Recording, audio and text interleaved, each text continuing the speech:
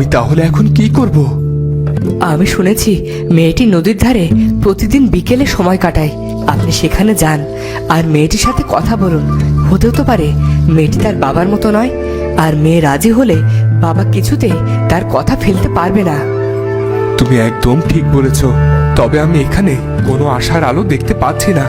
আমি এই রাজ্যের মহারাজ, আমাকে এখানে ওখানে ঘুরে বেড়ানো মানায় না। তাছাড়া অন্যান্য প্রজারা কি বলবে? এমনিতেই আমাকে নিয়ে সমালোচনার শেষ নেই। মহারাজ, আগে আপনার বংশধর, তারপর অন্য সবার মুখ আপনি চাইলে আমি এখনই বন্ধ করিয়ে দিতে পারি। তবে আমার মনে হয় দুপুর গড়িয়ে গেছে। আপনার একবার কাঠুরিয়া কন্যা কাজল রেখার সাথে দেখা করা উচিত। আরে সন্ন্যাসী বাবা, আপনি এখানে? আপনি বসুন, আমি আপনার সেবার ব্যবস্থা করছি। তুমি কি আমাকে একটু পানি পান করাতে পারো? জি, এই নিন সন্ন্যাসী বাবা, এই গুড়টুকু মুখে দিয়ে পানি পান করুন, গরমে আরাম পাবেন। সন্ন্যাসী পানি পান করার পর, রাজরানী হও মা, তোমার গুণে মুগ্ধ হলাম আমি। দুঃখ সব ঘুচে যাক তোমার, সুখে থেকো তুমি। এ কি আশীর্বাদ করলেন সন্ন্যাসী বাবা? এটা যে হওয়ার নয়। বিধির বিধানের আমরা সাধারণ মানুষেরা কি জানি? আপনি আপনার কথা ফিরিয়ে নিন সন্ন্যাসী বাবা। আমি কিছুতেই ওই আটকুরের রাজার সাথে আমার কন্যার বিয়ে দেব না। তাতে যদি আমার প্রাণও চলে যায় তবে যাক। রাজা আটকুরে তো কি হয়েছে? তোমার মেয়ে কাজল রেখা যে এক নয়, বরং দুটো পুণ্যবতী কন্যা সন্তানের মা হবে। কিন্তু এটা কি করে সম্ভব? আমি সামান্য কাঠুরিয়া, আর মহারাজ তো মহান। বিধির বিধান বদলানোর সাধ্য কারও নেই।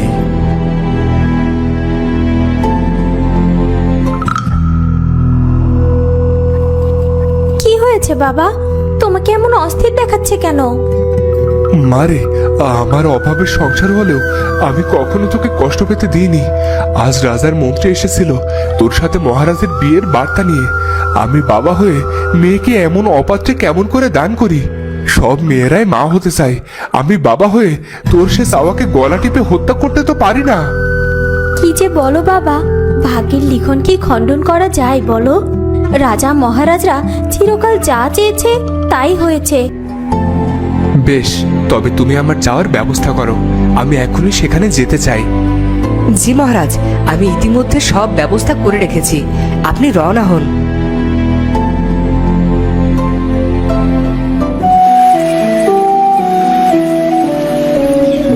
এ কি, নদীর এদিকটায় আজ একটাও মানুষ নেই কেন?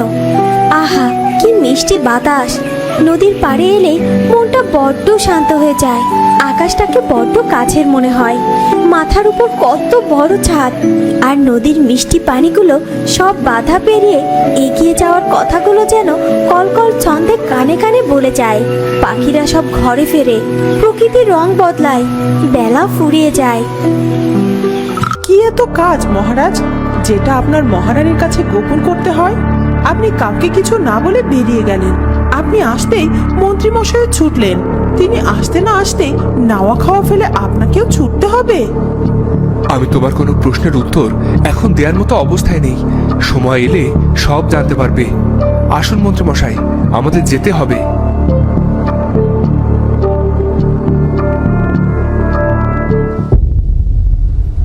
এত বড় সাহস মহারাজের কেমন করে হয়? আগে তো আমার কথাই শেষ কথা ছিল, তবে এখন কি এমন ঘটলো? আমাকে তো জানতেই হবে। সবকিছু আমি আমার হাতের মুঠোয় বন্দি করব।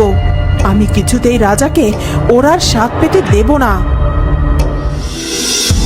বিধির বিধানে এবার এক হবে রাজ্যটক। কেউ আটকাতে পারবে না, কেউ না।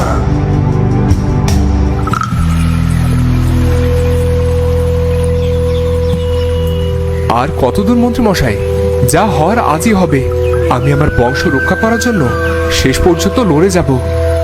মহারাজ, ওই যে দূরে দেখতে পাচ্ছেন, ওটাই কাজল রেখা। আপনি যান, ওর সাথে কথা বলুন। আমি এখানে আপনার জন্য অপেক্ষা করছি। আর একটা কথা মহারাজ, সব কথা গোপন রাখাই ভালো হবে। এমনকি মহারানীকে জানানোটা আমি ভালো মনে করছি না। বাকি না হয় আপনার ইচ্ছা। মহারাজ মন্ত্রীর কথার কোনো উত্তর না দিয়ে কাজল রেখার দিকে এগিয়ে গেল।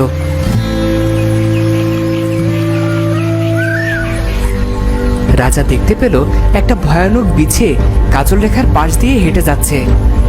এই মেয়ে, নড়ো না, দাঁড়াও। তোমার পিছনে কাকড়া বিছে, ওর বিষ মারাত্মক, তোমার প্রাণও চলে যেতে পারে। রাজা যেই কাকড়া বিছেকে মারতে যাবে তখনই কাজল রেখা বলল, দাঁড়ান, ওকে মারবেন না, ও নির্দোষ। কোনো নির্দোষীর প্রাণ নিতে নেই। ও যদি তোমাকে কামড় দিত, তুমি এতক্ষণে হাওয়ায় ভাসতে। ও তো আমাকে কামড় দেয়নি, তাহলে এসব কথা আসছে কেন? আমি আসছি, বেলা পড়ে এলো, আমাকে ঘরে ফিরতে হবে। বাবা আমার জন্য পথে বসে আছে। যদি তোমাকে যেতে না দিই? হাওয়াকে কেউ কখনো আটকাতে পারে? আগে তো হাওয়াকে আটকে দেখান, তারপর আমার কথা। আমি তোমাকে কিছু বলতে চাই। আপনি বললেই যে আমাকে শুনতে হবে, ব্যাপারটা তো এমন নাও হতে পারে। কাজল রেখা, সন্ন্যাসী বাবা আমাকে বলেছে একমাত্র তুমি যে আমাকে সন্তানের সুখ দিতে পারো। আমি বড় আশা নিয়ে তোমার কাছে এসেছি। আমার রাজ্যের ভবিষ্যৎ তোমার হাতে, আমাকে ফিরিয়ে দিও না। একজন সামান্য কাঠুরিয়া কন্যা কিনা বদলে দেবে রাজার ভাগ্য? মহারাজ, আপনি বড্ড সরল, সবাই আপনার মতো ভাবে না। আর সামান্য একজন মানুষ হয়ে রাজরানী হওয়ার স্বপ্ন দেখার মতো বিলাসিতা আমাকে যে মানায় না। পিছের লোকে হাসবে, আবার আমার কপালে জুটবে লোভীর তোকমা। সেটা মোটেও শোভনীয় নয়। মহারাজ, ছেঁড়া কাঁথায় শুয়ে চাঁদ পেরে আনার স্বপ্ন দেখতে নেই। তাছাড়া রাজাদের খেয়াল ভাঙা তো দেয়ালের মতো, দুটোতে কোনো ভরসাই নেই। মহারাজ বলে কি আমি মানুষ নই কাজল রেখা? নাকি আমার মন নেই? মহারাজ, প্রাসাদে আপনার রূপসী মহারানী আছে। আপনি চাইলেই যে কোনো রাজকন্যা, কম করেও জমিদার কন্যারা আপনার রানী হওয়ার জন্য লুটিয়ে পড়বে। কিন্তু কিন্তু আমি তো সাধারণ একটা মেয়ে। আমার মতো মেয়েদের কাছে বিয়ে মানে একটা স্বপ্ন, স্বামী মানে পরম আপনজন, যার ভাগ কাউকে দেয়া যায় না। সেখানে আমি মেয়ে হয়ে আরেকটি মেয়ের স্বামীকে কেমন করে কেড়ে নেব? এটা যে বড় স্বার্থপরের মতো কাজ হবে মহারাজ। যদি মহারানী তোমাকে বলে আমাকে বিয়ে করার জন্য, তবে কি তুমি রাজি হবে? আপনাকে ফিরিয়ে দেওয়ার সাধ্য যে আমার নেই, তবে হ্যাঁ, আমার বাবা যেটা বলবে আমি সেটাই মেনে নেব। আর মহারানী এমন কথায় কিছুতেই রাজি হবে না মহারাজ। তুমি রানীকে চেনো না, তাই এমন কথা বলছো। আচ্ছা বেশ, মহারানী কাল মেজে আসবে আর তোমার বাবাকে রাজি করাবে, তুমি মিলিয়ে নিও। আমি আসি মহারাজ, আমাকে যেতে হবে। আশা করি তোমার সাথে আমার আবার দেখা হবে।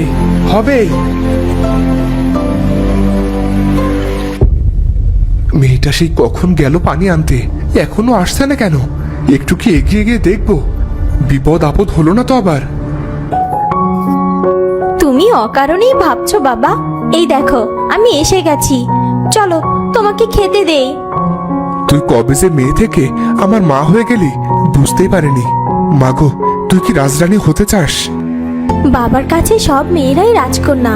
বিয়ের পর কে রাজরানী আর কে চাকরানী সেটা বোঝা দায়।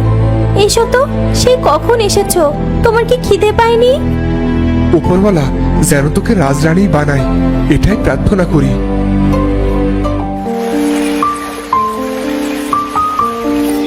কি হলো মহারাজ? কাজল রেখা আপনার প্রস্তাবে রাজি হয়েছে? মেয়েটা যেমন দেখতে সুন্দর তেমন বুদ্ধিমতী।